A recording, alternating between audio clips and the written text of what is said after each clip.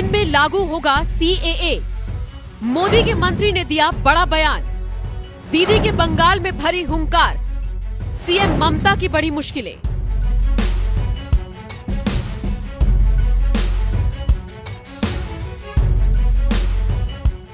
दिन गिनते जाइए क्योंकि अगले 7 दिनों में सीएए लागू होने वाला है और ये बात हवाई नहीं है बल्कि इसकी गारंटी दी है खुद केंद्रीय मंत्री शांतनु ठाकुर ने।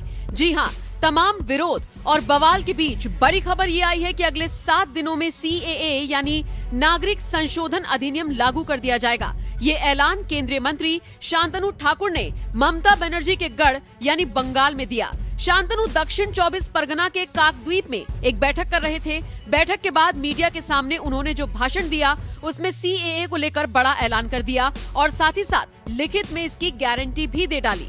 मीडिया से बात करते हुए शांतनु ठाकुर ने कहा, धार्मिक, सामाजिक और नीति पर विचार करने के बाद सीएए लागू किया जाएगा।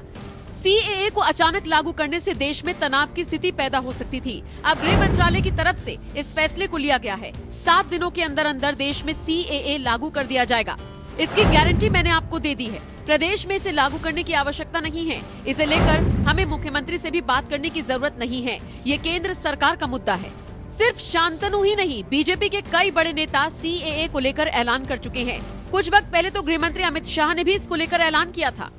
अब ऐसा लग रहा है कि शांतनु भी शाह के बयान को रिपीट करते हुए नजर आए हैं। दिलचस्प ये नहीं कि शांतनु ने सीएए को लेकर बयान दिया, दिलचस्प ये है कि मोदी के मंत्री ने उस बंगाल में ये बयान दिया जहां की मुख्यमंत्री ममता बनर्जी हैं। वो ममता जो पहले दिन से सीएए के विरोध में रही हैं। माना जा रहा है कि शांतनु ने जानबूझकर बंगाल में ये बयान दिया ताकि ममता पर निशाना साधा जा सके। शांतनु यही नहीं रुके थे, आगे उन्होंने कहा, इस राज्य की सीएम कहती हैं कि अगर आपके पास वोटर कार्ड है, अगर आपके पास आधार है तो आप नागरिक हैं, आप मतदान कर सकते हैं, आप एक मतदान करने वाले नागरिक हैं। लेकिन यहाँ मैंने सुना कि हजारों लोगों को मताधिकार से वंचित कर दिया गया है। मुख्यमंत्री को ये भी जवाब देना चाहिए कि इन लोगों को वोटिंग के अधिकार से दूर क्यों किया गया। ये सब लोग मतुआ समुदाय से आते हैं क्योंकि वो बीजेपी के समर्थक हैं, इसीलिए उन्हें वोटर आईडी कार्ड नहीं दिया जा रहा। आपको बता दें, जब जब सीएए का जिक्र होता है तब तब इसे लेकर कुछ तबके हो हल्ला करना शुरू कर देते हैं। इनमें न सिर्फ आम लोग बल्कि कुछ राजनेता भी शामिल हैं। लेकिन आपको ये पता होना चाहिए कि आखिर ये सीएए है क्या और क्यों जरूरी है। तो चलिए सुप्रीम कोर्ट के वकील अश्वनी उपाध्याय से सुन लीजिए क्या है सीएए और ये क्यों जरूरी है। सीएए का मतलब citizenship amendment act. Citizenship act जो बना था वो 1955 में नेहरू जी ने बनाया। उसमें बार बार अमेंडमेंट होते रहे। राजीव गांधी ने अमेंडमेंट किया, इंदिरा गांधी ने अमेंडमेंट किया। उसी सिटीजनशिप एक्ट में एक अमेंडमेंट मोदी सरकार ने किया है। और अमेंडमेंट करके क्या कहा है कि जो अफगानिस्तान, पाकिस्तान, बांग्लादेश में रिलीजन के आधार पर डिस्क्रिमिनेशन हो रहा है, उनको प्रताड़ित किया जा रहा है, उनको भारत में आने और उनको नागरिकता देने के लिए कुछ आसान उसमें कंडीशन कर दिया है। सिटीजनशिप भारत में लेने का एक तरीका है, वो 1955 वाले कानून में भी लिखा हुआ है, लेकिन उसमें यह है कि आपको यहाँ पे 5 साल रहना है, फिर ये है, कई सारी कंडीशन है। अब सवाल ये है कि जो पाकिस्तान से बेचारे भगाए जा रहे हैं, अफगानिस्तान से भगाए जा रहे हैं, बांग्लादेश से भगाए जा रहे हैं, अगर उनके लिए वो टर्म्स कंडीशन लागू हो जाएगी तो उनकी तो जिंदगी नरक हो जाएगी। एक तो वो पाकिस्तान, अफगानिस्तान, बांग्लादेश से खेत खलिहान छोड़ के भागते हैं, दुकान मकान छोड़ के भागते हैं। किस लिए भागते हैं? केवल और केवल अपने धर्म की रक्षा के लिए। वो कन्वर्ट ना हो पाए इसलिए अपने बाल बच्चों को लेकर वहां से भाग के आते हैं, अपना सब छोड़ के आते हैं, करोड़ों रुपए की प्रॉपर्टी छोड़ के आते हैं और यहां आते हैं तो उनको नागरिकता नहीं मिलती थी। पहले उनको वेट करना पड़ता था, उनके बच्चे झुग्गी में रहते थे, उनके बच्चों को स्कूल नहीं एडमिशन नहीं हो पाता था, उनको बिजली कनेक्शन नहीं मिल पाता था। वहां पे फर्स्ट क्लास उनके पास गाड़ी बंगला था और यहाँ आके वो पैदल हो जाते, उनके पास कोई साधन नहीं होता।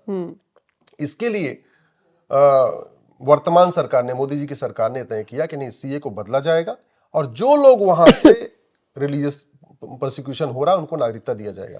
एक बात और, उसमें केवल ऐसा नहीं कहा कि पाकिस्तान, अफगानिस्तान, बांग्लादेश के जो हिंदू हैं उनको नागरिकता मिलेगी। वहां से पाकिस्तान, अफगानिस्तान, बांग्लादेश के हिंदुओं को भी आने पे नागरिकता मिलेगी, बौद्ध को भी नागरिकता मिलेगी, सिख को भी नागरिकता मिलेगी, पारसियों को भी नागरिकता मिलेगी, क्रिश्चियंस को भी नागरिकता मिलेगी।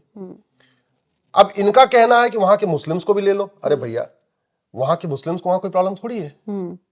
वहां पे तो गैर मुस्लिम होने के कारण ही उनको भगाया जा रहा है। भाई अफगानिस्तान, पाकिस्तान, बांग्लादेश में केवल काफिर कह के कि भैया मैं पाक हूं, तुम नापाक हो, नापाक लोगों को हम यहां नहीं रहने देंगे, यही कह के वहां के हिंदुओं को भी और क्रिश्चियन को, पारसी और जैन सिख को भगाया जाता है। अब उनको अगर भारत में शरण नहीं मिलेगी तो कहां मिलेगी? मेरा यह मानना है कानून बन चुका है, अब समय आ गया है उनको नागरिकता देना शुरू कर दिया जाए। वैसे तो इस कानून के खिलाफ 250 PIL भी हो चुकी है, 250 PIL, और सबने मांग भी किया सुप्रीम कोर्ट से कि इस कानून को स्टे कर दिए। सुप्रीम कोर्ट ने स्टे देने से मना कर दिया। जब कानून को स्टे नहीं दिया, इसका मतलब कानून इफेक्ट में, अब तो केवल उसकी एक रूल बनाना है, नोटिफिकेशन इश्यू करना है, सिटीजनशिप दे देना है। इससे किसी की नागरिकता जाएगी नहीं। सीए केवल नागरिकता देने का है, नागरिकता लेने का है नहीं है। इसका मतलब भारत में जो लोग हैं, रहने वाले हैं, उनका सीए से कोई लेना देना नहीं। जितने भी भारतीय हैं, हमारा आपका सीए से कोई लेना देना नहीं। सीए आए चाहे ना आए, कोई फर्क नहीं पड़ता।